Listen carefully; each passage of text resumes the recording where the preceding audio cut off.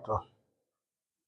الحمد لله رب العالمين، والصلاة والسلام على أشرف الأنبياء والمرسلين نبينا محمد وعلى آله وأصحابه أجمعين، وبعد. كما يعرف المشاهدون الكرام، نحن نتدرب يوميا على التكلم العربي، وندرب طلابنا على هذه المهارة العظيمة القيمة الممتعة. ويتدرب طلاب السنة الثانية من الثانوية في جامعة الإمام ابن تيمية في الحصة الأولى في محاضرة الأدب العربي، ونحن نواصل سلسلة المكالمة العربية. واليوم يشارك في هذه السلسلة 2 من طلاب هذا الفصل الدراسي، واسمهما شهباز عالم، سعود عالم، وكذلك الطالب الثاني الذي سيساهم ويشارك في هذه السلسلة المباركة، وهو محفوظ عالم تجمل حق. وموضوع هذه الحلقة 8 وهو الجوال. وهدف اختيار هذا الموضوع هو حفظ الكلمات والتعبيرات والجمل حول الجوال. وبعد قليل إن شاء الله تشاهدون وتعرفون أهمية هذا الموضوع، ويذكر الطالبين هذين إن شاء الله متى صنع الجوال، ومن هو صانع للجوال، وكذلك المعلومات القيمة أو المعلومات التاريخية تذكر في هذه الحلقة إن شاء الله. فنبدأ هذه السلسلة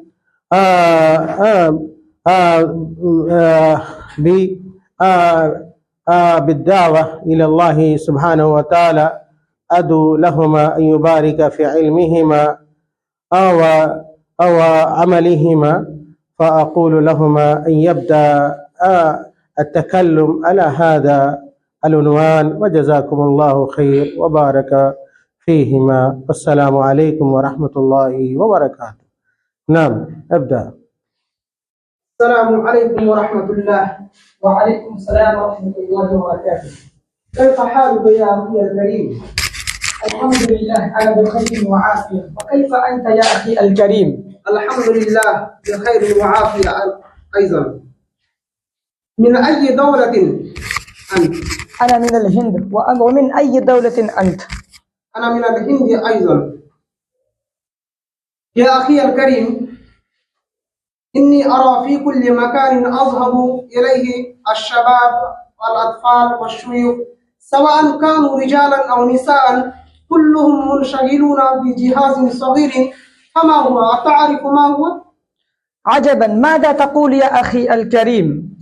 وفي أي زمان تعيش أنت؟ هذا هو الجوال، ويسمى الهاتف أيضا، وهو من أعظم الاختراعات العصر الحديث. متى ظهر هذا الاختراع الجوال؟ ظهر الجوال لأول مرة سنة 1973 ميلادية. من أول من صنعه؟ أول من اخترعه المهندس الأمريكي مارتن كوبر، ثم تطور شيئا فشيئا، يوما فيوما، سنة فسنة، حتى وصل إلى شكله المتقدم الجديد في عصرنا وزماننا هذا. كيف كان الجوال في بدايته؟ يا أخي الكريم، في بدايته كان كبير الحجم، ثقيل الوزن، محدود الاستعمال، يقتصر على الاتصال الصوتي فقط، الاتصال المرئي، ثم تطور حتى صار هاتفا ذكيا. وفي هذه الأيام يجمع بين وسائل كثيرة ومختلفة جدا. ما أهم التطبيقات المستعملة الموجودة في الجوال؟ يحتوي الجوال على تطبيقات عديدة، ومن أبرزها يوتيوب، جوجل، انستغرام، تويتر، فيسبوك. ما هي خصائص ومزايا وسجايا ومميزات هذه التطبيقات؟ أتستطيع أن تخبرني؟ نعم، أنا أستطيع أن أخبرك بذلك.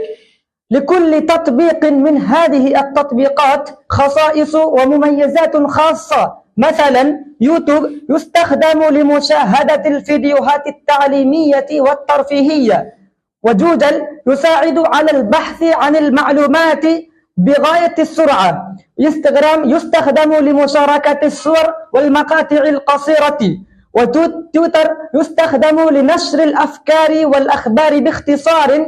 وفيسبوك يعد تطبيقا عالميا يمكن الإنسان من التواصل مع الناس حتى في شتى أنحاء العالم، سواء كانوا في الهند أو في أمريكا أو في الصين أو يابان.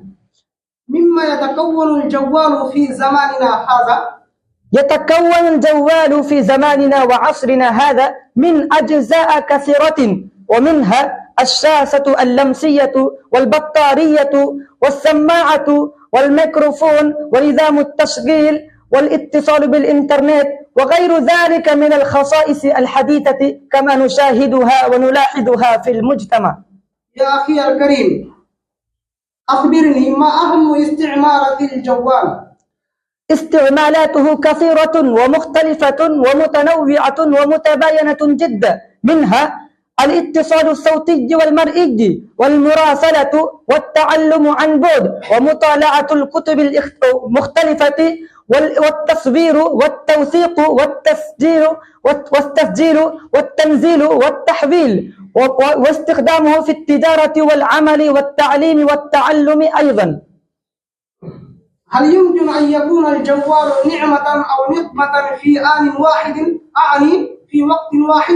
نعم، هذا يمكن. هو نعمة إذا استعمل بحكمة وفي عمل الخير، ونقمة إذا أسيء استخدامه. ولكن يا أخي الكريم، العاقل من جعل التقنية أعني التكنولوجية في خدمته لا هو في خدمتها. بماذا يعمل الجوال؟ يعمل الجوال بالبطارية. كيف تشحن بطارية الجوال؟